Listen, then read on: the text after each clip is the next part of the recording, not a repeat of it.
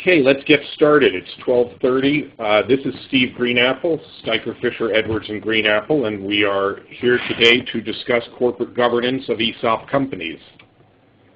There are about 15 of you on the line, so we do have your lines muted in order to keep quiet on the line, but we encourage your questions. If you have a question, please type it in, and I'll either answer it or open up your line so that you can speak. I don't know how many of you may have attended previous sessions on this subject. There's a lot of similarity, but the questions are always the most interesting part, and so I encourage them.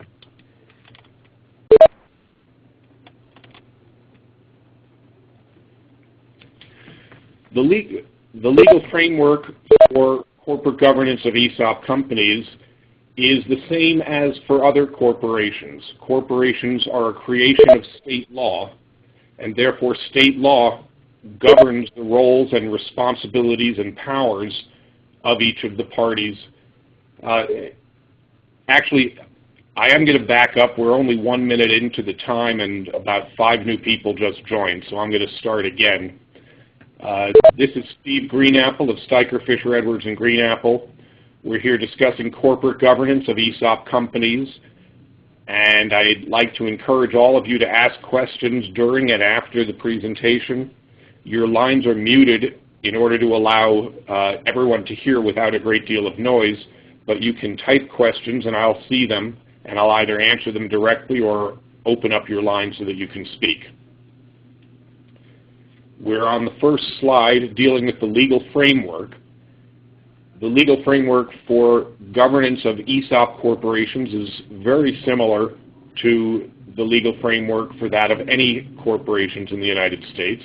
Corporations exist as a function of state law, and it is the law of the state in which your company is incorporated that tells you what the rights, powers, responsibilities of each of the corporate constituents are. The board of directors, the shareholders, and the officers and directors. Let's start with the board of directors. The board is responsible for managing the business and acts as a fiduciary with respect to all shareholders. Now that's true whether the shareholders are ESOPs, other trusts, individuals, other corporations.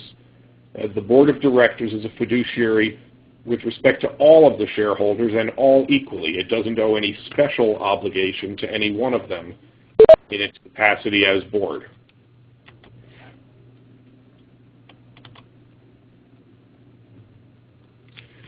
The board operates with basically 3 duties, or the duties are described in 3 ways. The first is good faith. They need to act in a manner which the director reasonably believes to be in the best interest of the corporation. The second is loyalty, and this really means acting without conflict of interest or not acting in your own self-interest as a director. You must protect the corporation and refrain from self-dealing. And the third is due care. A director must take action reasonably necessary in order to make an informed decision in carrying out the functions of the board of directors. The standard of care for the board of directors is known as the ordinary person standard. That is, an ordinary prudent person. The standard of behavior is what that person would do. And I highlight that, or I underscored it in the slide, because I'm going to contrast that with a higher standard for an ESOP trustee. The ESOP trustee is also a fiduciary, but has a higher standard than the ordinary prudent person standard, which applies to the board of directors.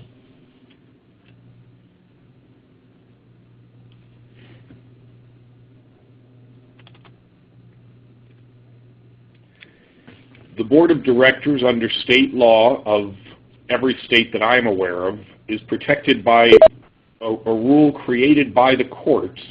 The rule is known as the business judgment rule. The purpose of the business judgment rule is to allow corporations to function and to attract capable people to serve as board members. And it basically says that if you do your job carefully and thoroughly and without conflict of interest, we're not going to second guess the end result of what you decide. Because, of course, you need to make your decision as a board member only with foresight, and it is always going to be judged with the benefit of hindsight. So actions taken in compliance with the board's obligations, the 3 points that I mentioned a moment ago, the duty of good faith, the duty of loyalty, and the duty of due care, which means acting as a reasonably prudent person would act. If you comply with these 3 standards, you are protected by the business judgment rule, and therefore, even if your decision turns out badly, the court will not second guess you.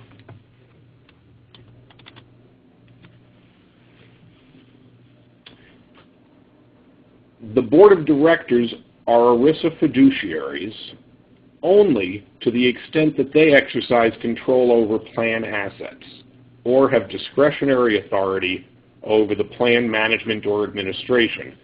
So if the board of directors or if the company is the plan administrator, then the board members are plan fiduciaries to that extent with respect to administration of the plan.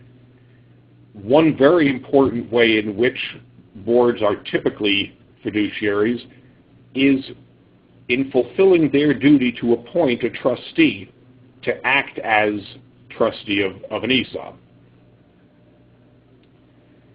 as well as to remove the trustee.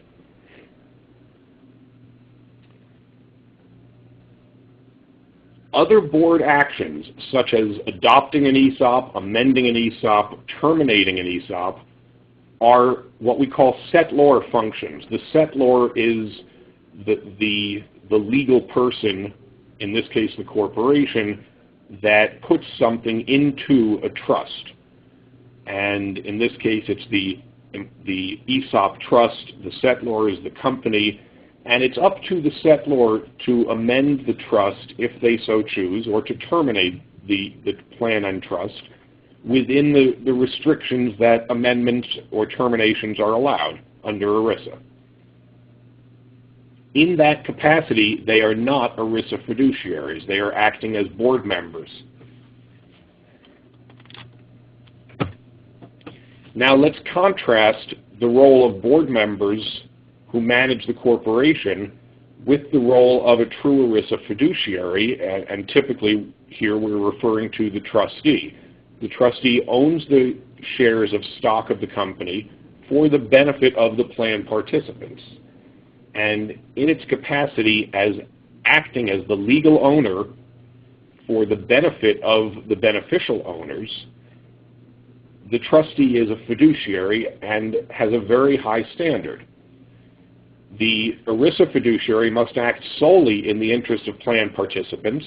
That means not in the trustee's own self-interest, not in the interest of the corporation, not in the interest of the board of directors, unless, of course, there are certainly many cases where maximizing the value of employer securities is consistent with the goals of the corporation. So it's not to say that a trustee must be opposed to the corporation, but the person or people for whom the trustee must act and must look out is the plan participants, no one else. I should say the plan participants and their beneficiaries, excuse me. Second point, and very important, and here's the contrast with the standard that we discussed a few moments ago for directors. Directors must act as an ordinarily prudent person would act. That's called the prudent person rule. Back when I went to law school, it was called the prudent man rule, but we progressed. An ERISA fiduciary must act as a prudent person familiar with such matters would act. And this standard is known as the prudent expert rule. prudent person, prudent expert. Obviously, the expert has a higher standard of care. And always subject to the terms of the plan, and even higher, the laws and regulations of ERISA.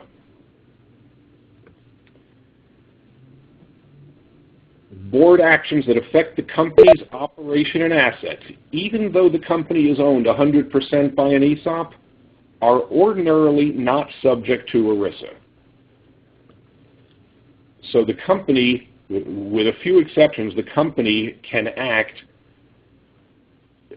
without the ERISA fiduciary's involvement at all.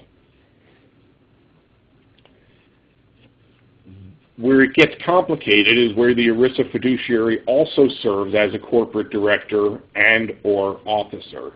And the courts may impose ERISA duties on some of the business decisions that they make as directors and officers if they could directly profit from these decisions. And this is one of the reasons that it's so difficult to wear those multiple hats. If you, for example, let's take a very common decision, what do we pay our chief executive? Well, the chief executive, the president, CEO, is an officer, likely to also be a director. Let's take the extreme case where the same individual is also the trustee or a member of a committee which acts as trustee.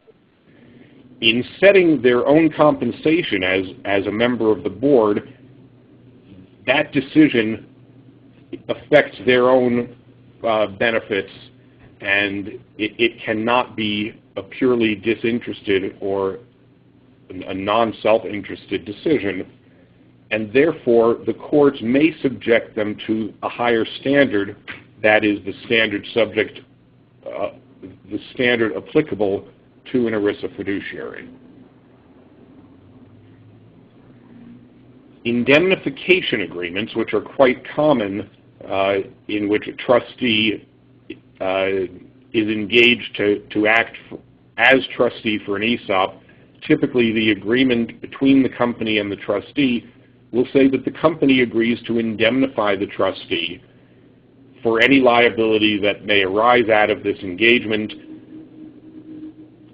The negotiations center around whether there's an exclusion for negligence or for gross negligence or for willful misconduct.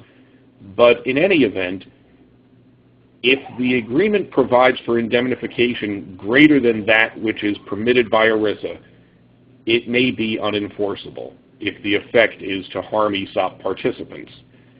This is particularly important where the ESOP owns 100% of the stock, so that a participant claiming that a trustee failed to perform its duty and therefore is liable to the plan, but the company has agreed to indemnify the trustee. If the company indemnifies the trustee for its liability to the plan, then the value of the plan assets is not benefited by that responsibility of the trustee, because trustee may put X dollars into the plan to fulfill its liability, and then the company repays the trustee that same X dollars. If the ESOP owns 100% of the company, nothing's been accomplished. So the courts may say that that is unenforceable.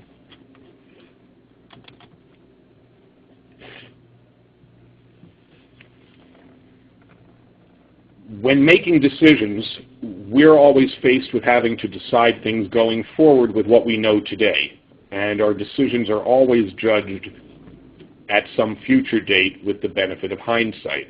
It's really easy to say what was a good decision or wasn't a good decision 2 or 3 years from now. It's not nearly as easy to make that decision today.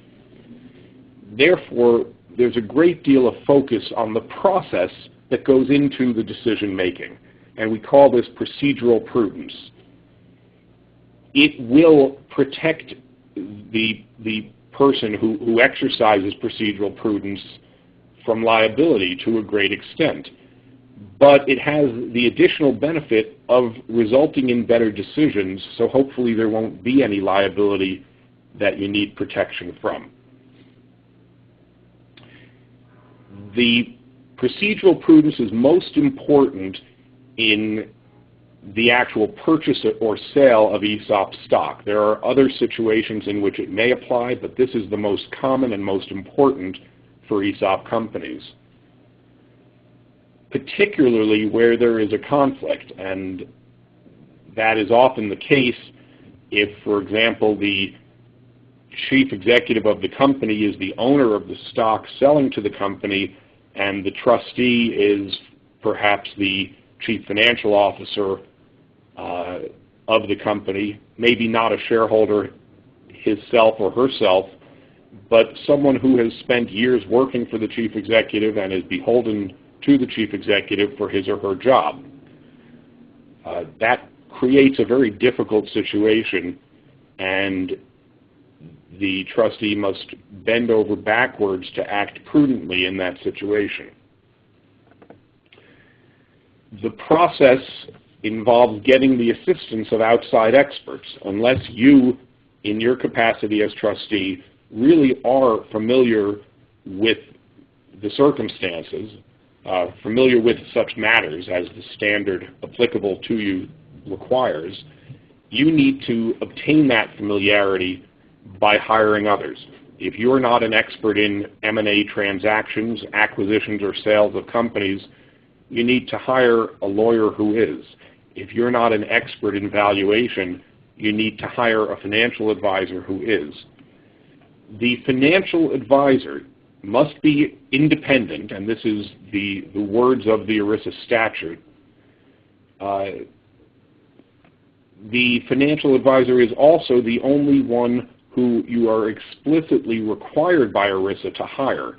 It may be a good idea to have an attorney. I certainly think it is.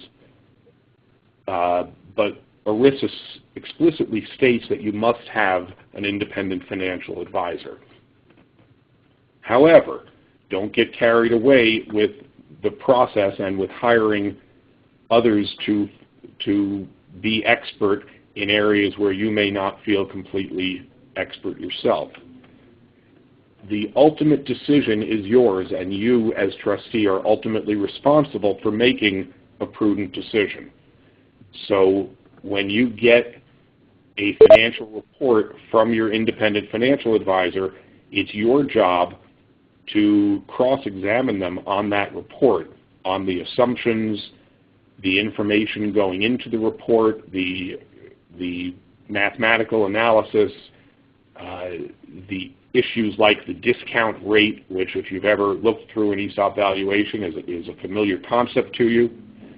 It's also one which small variations in the discount rate can produce a huge change in the value, in the conclusion of value of a financial report.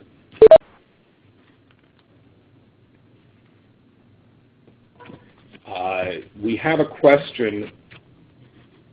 If the board appoints a plan committee to perform plan administration, does that insulate the board from fiduciary capacity?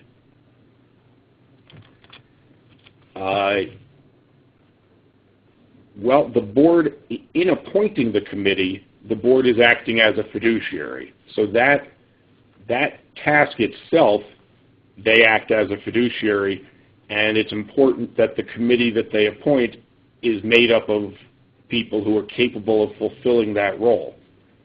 Once that committee is in place, if the board no longer has the power to administer the plan because it has given that power to the committee, then the committee becomes the fiduciary and the board is relieved of that fiduciary duty. However, it would be pretty unusual for the board not to retain the power to terminate the committee or members of the committee.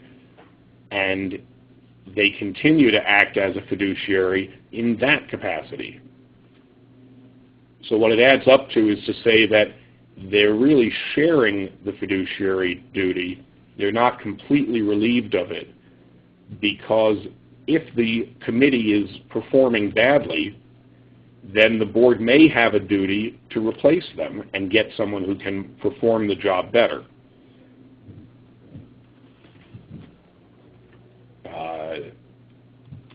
Does that answer your question? If not, please type a follow-up question.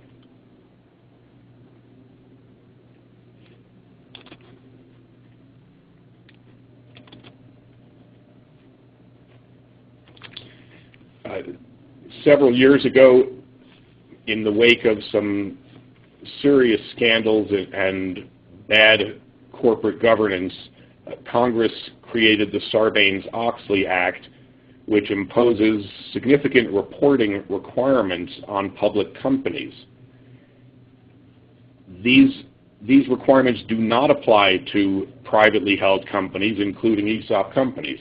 However, like public companies, ESOP companies tend to have a large number of owners who are not actively involved in management, and the ESOP trustee acts in a fiduciary capacity. Because of these factors, some of the concepts of Sarbanes-Oxley seem to be more applicable to ESOP companies, at least in concept, than to non-ESOP closely held companies. The type of things we're talking about is that when an individual, an officer, makes a report of information to the board of directors or to the company's accountants, that they have some responsibility for the validity of that report, that they sign off on it, and other issues along those lines. Let's look at the overall structure of corporate governance in an ESOP company. At the top of the food chain is the shareholders. Now, in this diagram, you'll see that the ESOP trustee is a shareholder, and there are also other shareholders.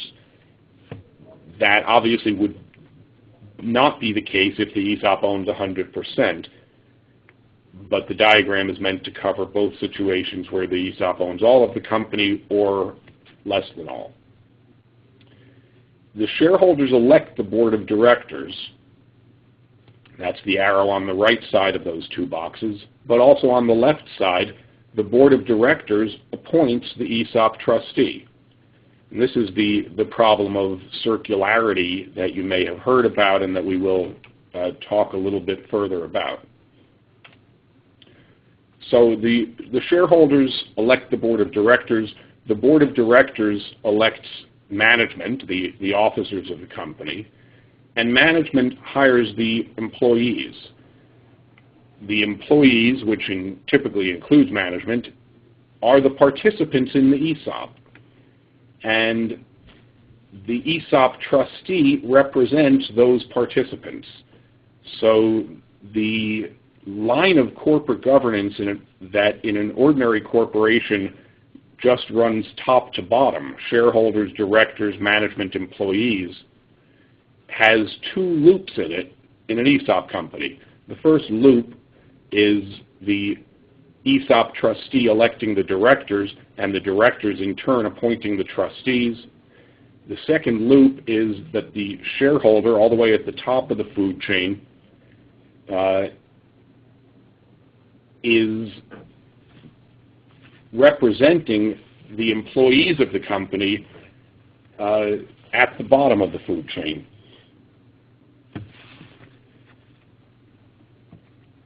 When I say food chain, what I'm talking about is the people to whom a duty is owed. In other words, the shareholders are owed a duty by the directors.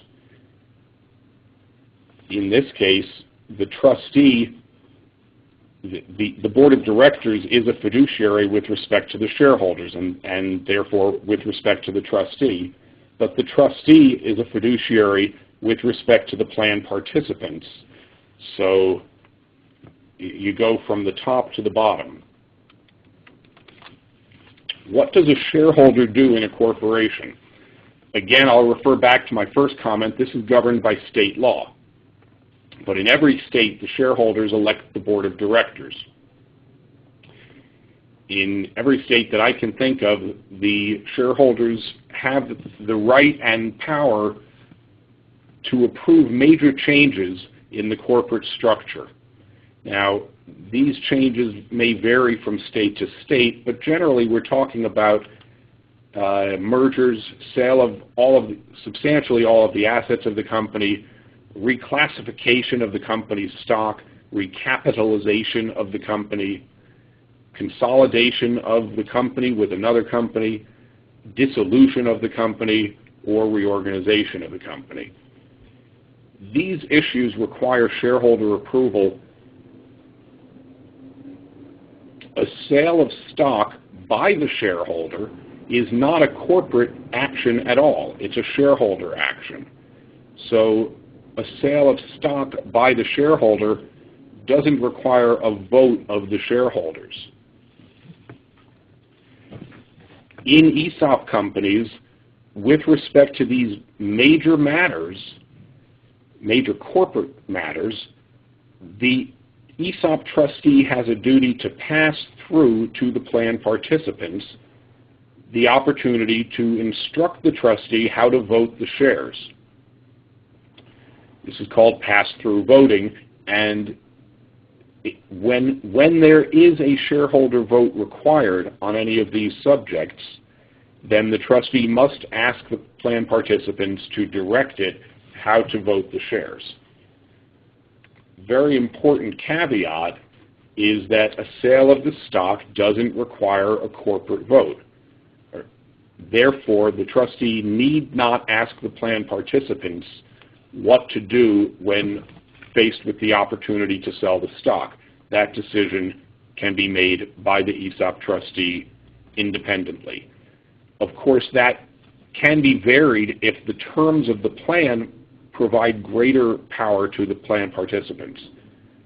But what's required by ERISA is the pass-through of voting on those 7 major corporate changes. So that's what the shareholder does. It elects the board, it approves these major changes, and it makes the decision to buy or sell the stock. What does the board do? The board establishes the company's strategy. It appoints and compensates and reviews the performance of the corporate officers. It should be involved in management succession planning, and that includes itself. In other words, the board should be planning for succession of board members. The board typically appoints and removes the ESOP trustee and other named fiduciaries. And the board is accountable to all of the shareholders, but is subject to the protection of the business judgment rule. Going down the line, management executes the business strategy determined by the board, manages the day-to-day operations of the company, and is accountable to the board of directors.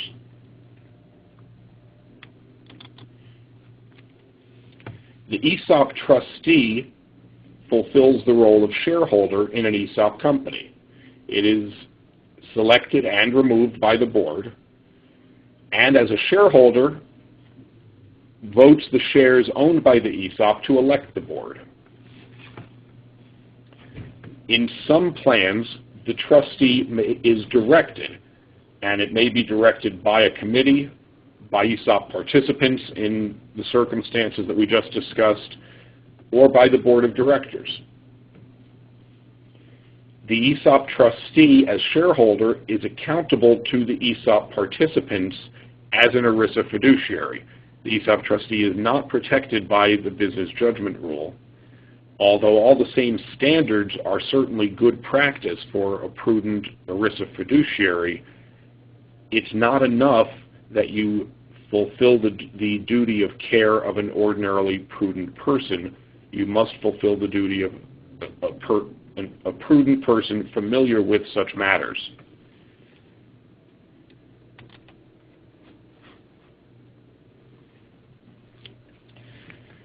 What I've referred to as the circularity problem and mentioned in an earlier slide, we focus on in this slide is the point that the ESOP trustee elects the board of directors. The board of directors appoints the ESOP trustee. A lot's been said about this being a problem. Oh, you know, if if the board wants to hurt the ESOP, they could just fire the trustee. I point out to you, going back to one of the very first things that we discussed, is that the board of directors acts as a fiduciary, an ERISA fiduciary, in carrying out the role of appointing the trustee and of removing the trustee.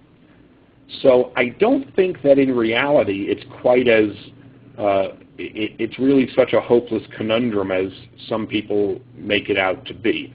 The fact is the board does have a great deal of responsibility and risk if the board was to act in its own self-interest against the benefit of the shareholders.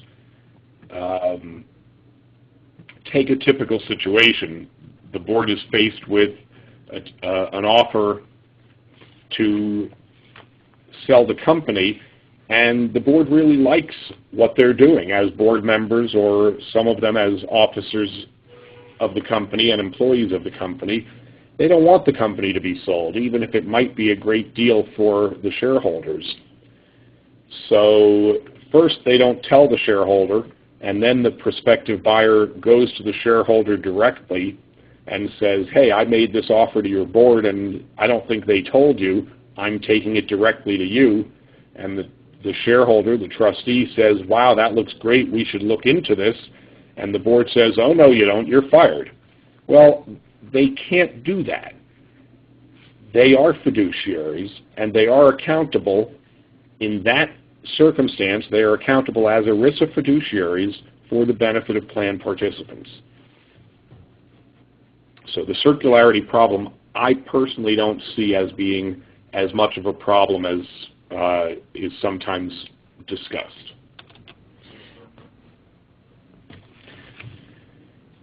Best practices in corporate governance is a really important subject. There's significant data showing that good corporate governance produces higher share value, that good corporate governance results in higher growth rates, higher profit rates, higher retention rates. What good corporate governance might mean to any company, or specifically to your company, is as unique as your company. There is no single answer to this. It depends on the history, the culture, the size, the industry, the geography. There's so many factors that go into it.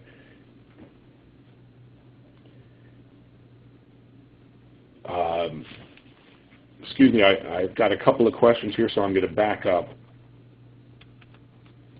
As a discretionary trustee, discretionary meaning not a directed trustee, but a trustee who acts independently, in a 100% ESOP company, which paid a control premium to acquire the stock, am I expected to monitor the board of directors? If so, how might I do that? And if a conflict arises, what leverage, if any, does the trustee have? Good question. Okay, so the trustee owns 100%, has the power to appoint and remove directors subject to the bylaws of the company. And if the trustee feels really strongly, if the bylaws didn't allow removal of directors, the trustee as sole shareholder could amend the bylaws. So the trustee here has a lot of power under the state corporate law. What is the trustee's duty to exercise that power? Is the trustee expected to monitor the board of directors?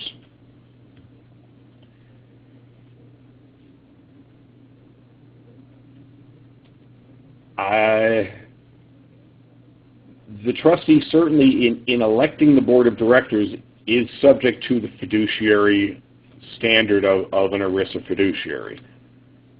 So that on that one occasion, you certainly want to exercise your vote carefully.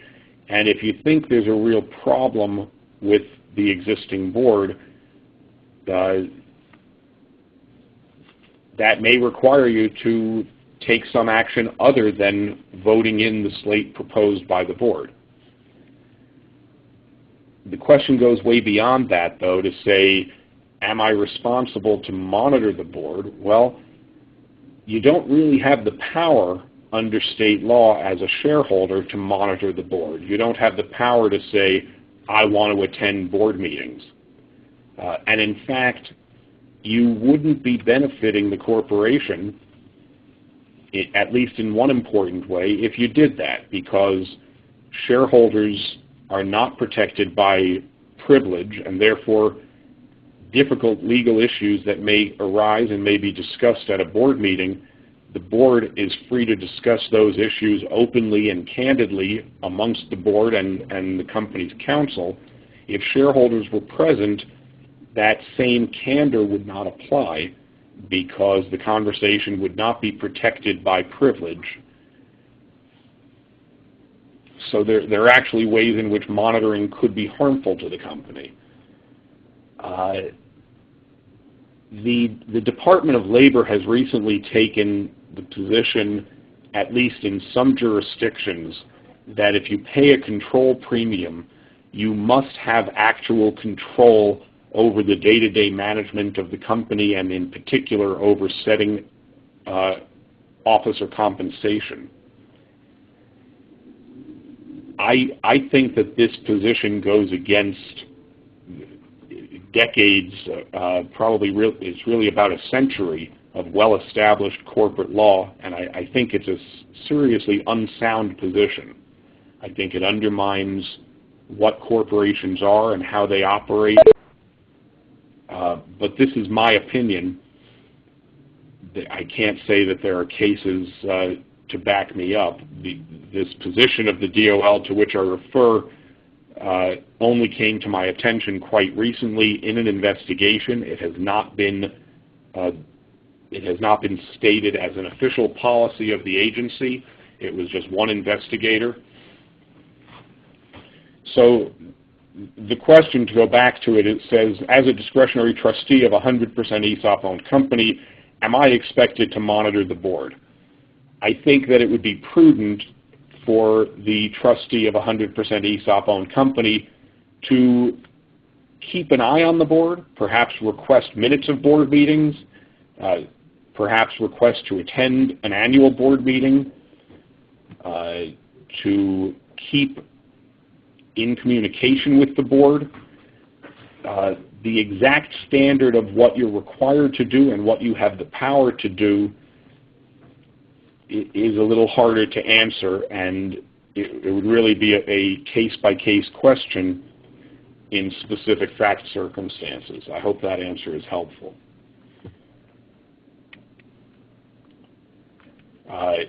Going back to best practices for the board of directors, a written code of ethics for the board is especially valuable, particularly where you have an ESOP that is a shareholder who is relatively passive as compared to most closely held companies and does not have full access to the information available to board members and officers and directors as would otherwise exist in a closely held entrepreneurial company.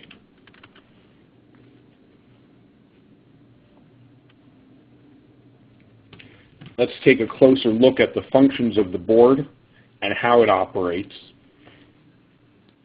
The board develops corporate policies, reviews and approves the strategic plan, evaluates the executive's performance and sets executive compensation, and reviews and monitors the compensation structure for the entire company. Not necessarily each individual's compensation, but the way that the board, the way that the executives will structure individual compensation.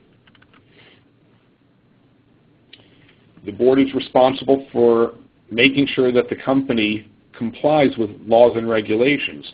That doesn't mean actually overseeing the compliance, but making sure that the applicable areas of law are brought to the attention of an appropriate officer who's capable and responsible for carrying it out. Establishing internal controls for risk management,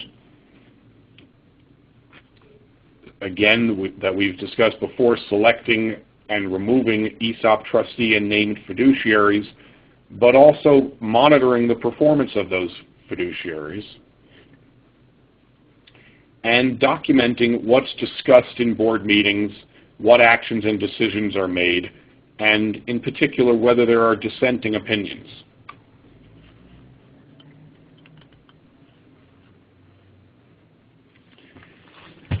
We like to see what we call a dynamic board of directors. And what this really means is a transition away from the typical closely held entrepreneurial company in which the founder of the company is the sole board member, the chief executive, and the 100% shareholder. Once that person parts with the shares, creates an ESOP, we like to see a board develop where the board is really managing the company and where the needs of a company for motivation, direction, foresight, oversight are all going to be addressed by the board, because hopefully the board and the company are going to outlast by generations the founder.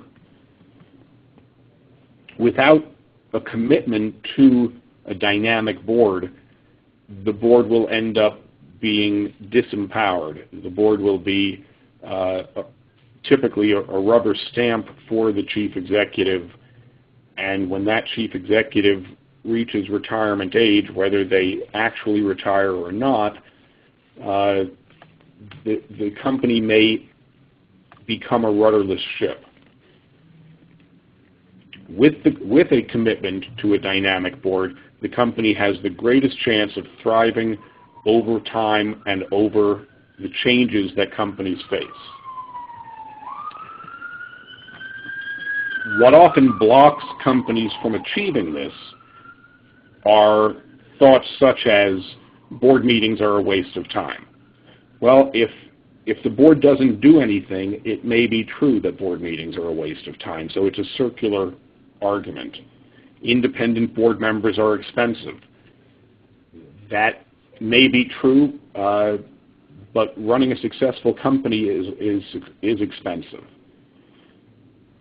We aren't big enough to warrant an elaborate board structure. Again, that may be true. The structure doesn't have to be elaborate in order to bring in board members who have real value to add, both in terms of what they know and their ability and willingness to express it. Ultimately, perhaps the strongest argument is, I don't want to be told how to run my company. The reality is that succession will happen. It's inevitable. It must happen. And we want the former owners, the chairmen of boards or chairwomen of boards, to make this a process that works for the success of the company, rather than one in which they exercise unilateral control until they don't anymore.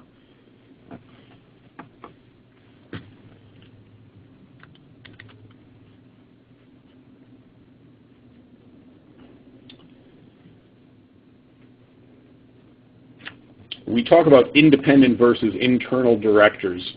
Of course, all directors are obligated to act independently, but people who are inside the company have a significantly different perspective than outsiders, and we encourage boards to bring in outsiders, both to provide specific insights and skills and knowledge bases that existing board members may not have, as well as to provide a broader perspective, new blood, a new look at the company in a context of an ongoing relationship with access to information.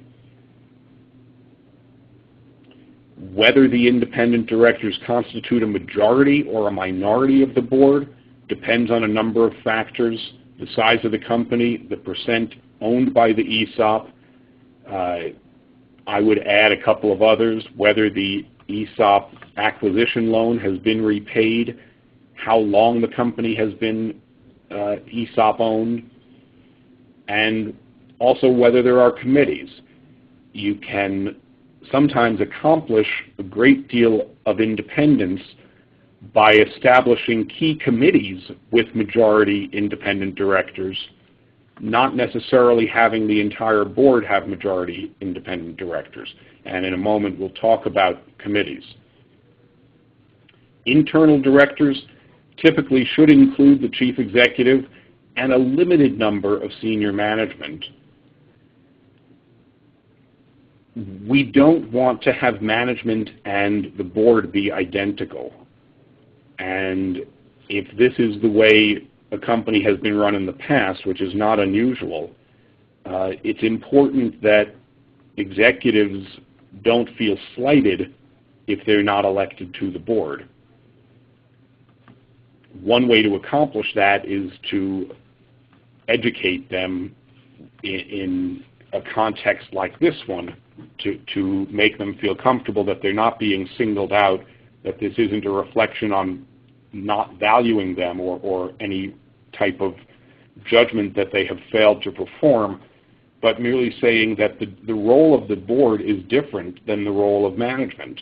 And you're great at what you do. We want you to continue doing what you do. We want to empower you to do it better, but that's different than being on the board.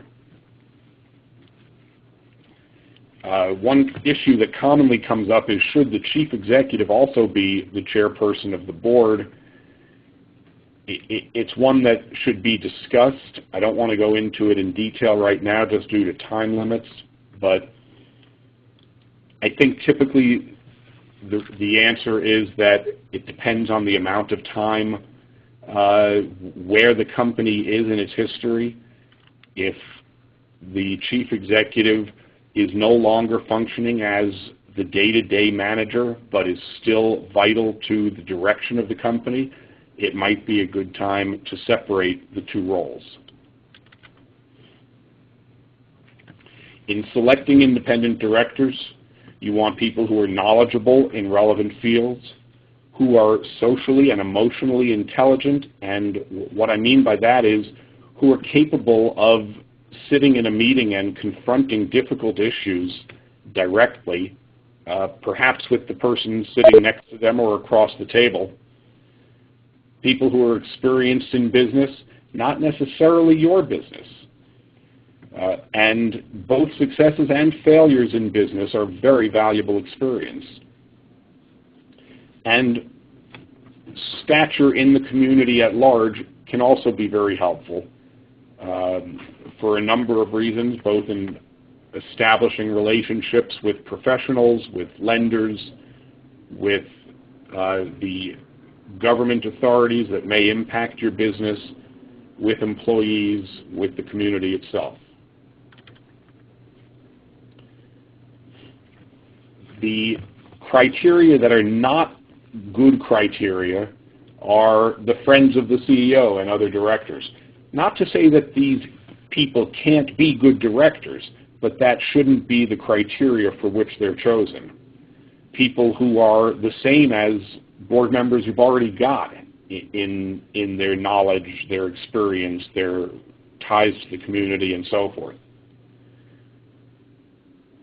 And for both redundancy and conflicts of interest, generally you should not have your lawyer, your accountant, your banker, and other professionals on your board.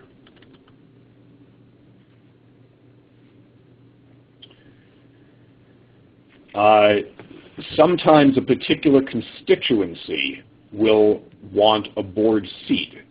In other words, the seller says that until my loan is fully repaid, I have the right to a number of seats on the board.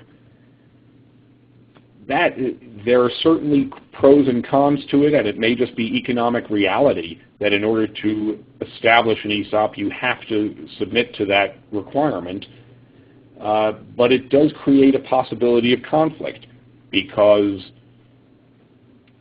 if that individual appoints you, for example, as a director, you may have been chosen by that individual, but you owe a fiduciary duty to all of the shareholders, regardless of who chose you or why.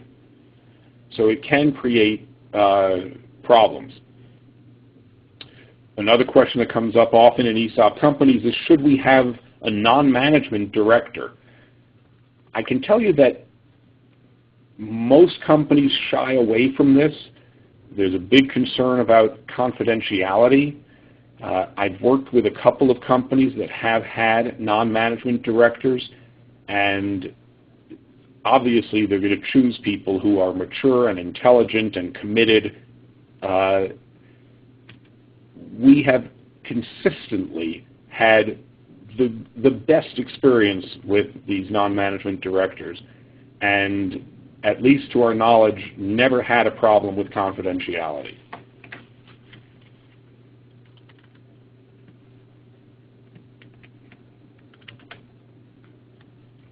How do you pay directors? For internal directors, it's part of their overall compensation package. For independent directors, you want to recognize the importance of their position and to acknowledge it in part with their compensation. Compensation may be structured as an annual retainer, a per diem fee, meaning for attending meetings, perhaps a smaller fee when the meetings are held by teleconference and don't require travel, and perhaps you want to give directors performance pay, some kind of equity-based compensation, either stock or a stock equivalent like an option or stock appreciation right or phantom stock. And of course, you don't want these individuals to have to go out of pocket to perform this role for the benefit of the company. You want to reimburse them their travel expenses. I'm not sure if I have this covered on another slide, but you also want to provide insurance to protect them from liability. So you want to have director and officer insurance.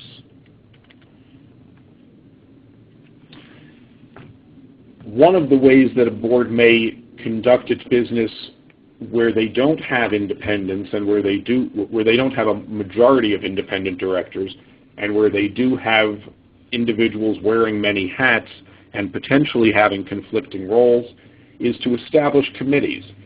And I think that the two committees which are the most important to avoid conflicts of interest are the audit committee, the one which reviews the performance of the company, and the compensation committee, the one which sets compensation for the top executives. So if you have, for example, a 5-person board of directors with 2 outside directors, the outsiders are not in control of the board, but you could have the 2 outside directors and the chief executive form these 2 key committees, and therefore the outside directors are in control of these committees. Other committees may include ethics, risk oversight, environmental, public affairs. I'm not going to read through the list, but depending on the unique attributes of your business, there may be others.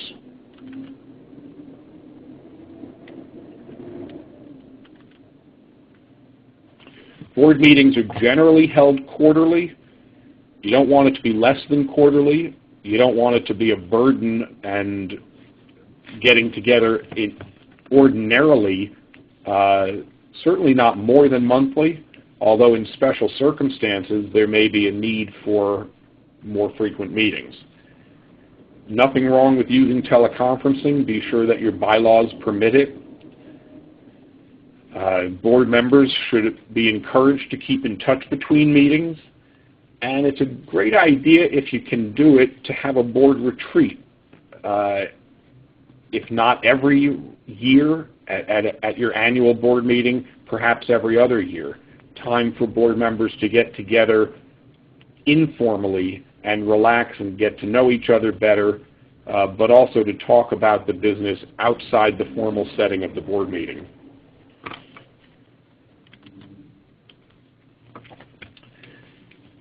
Ordinarily, Again, I keep saying ordinarily because there will be crises that require different parameters. But ordinarily, we should be able to keep board meetings to a half a day. Ideally, agendas, committee reports, financial reports, issue briefings should be distributed prior to the meeting, hopefully at least a week prior to the meeting, so that board members can come fully prepared without being subjected to having to stay up all night right before the meeting.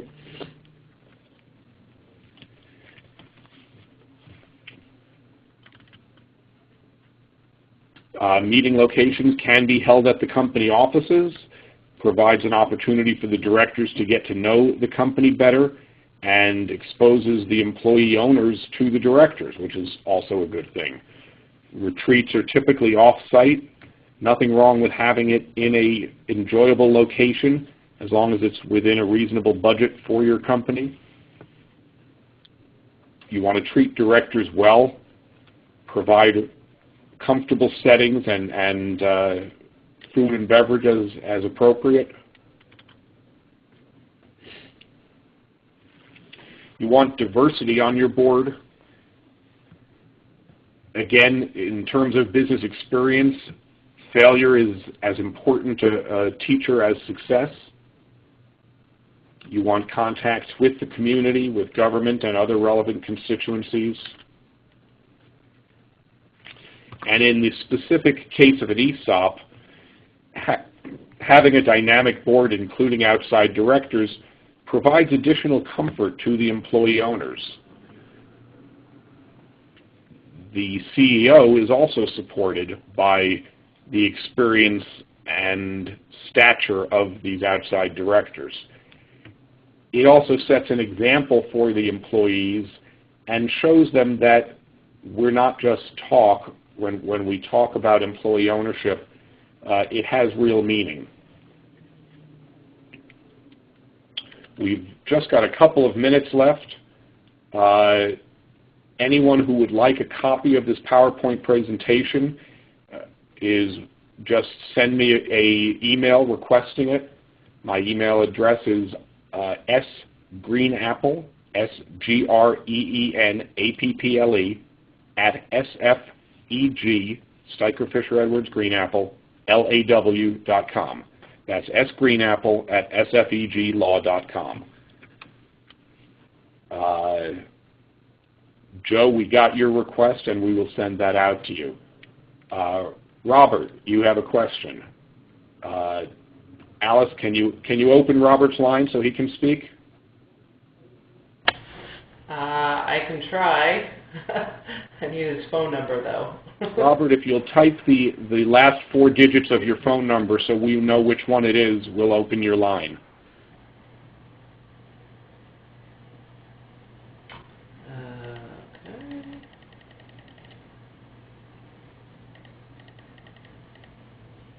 Actually, the area code would be helpful, too.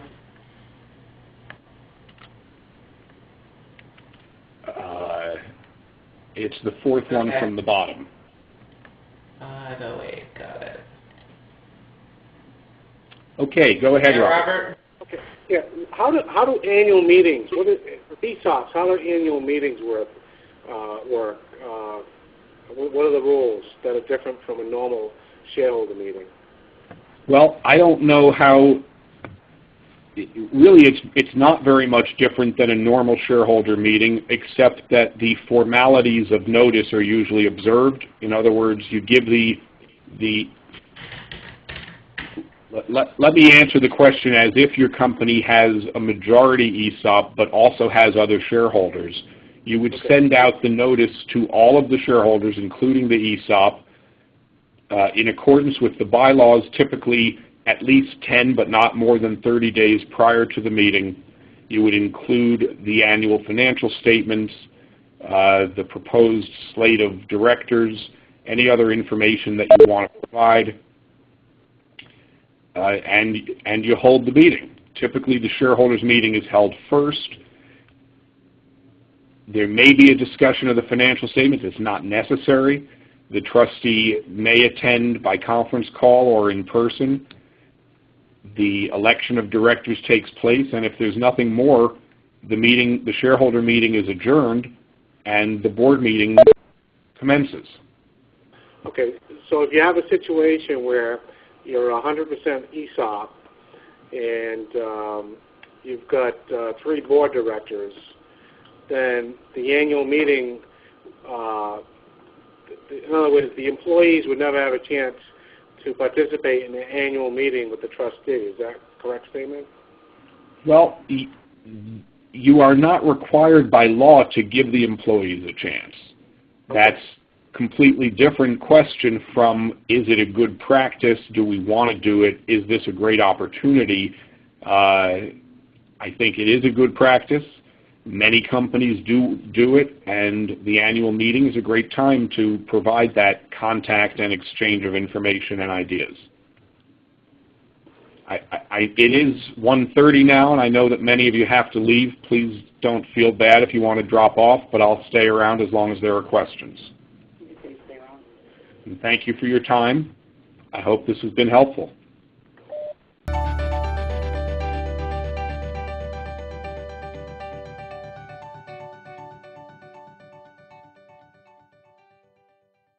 Premiumbeat.com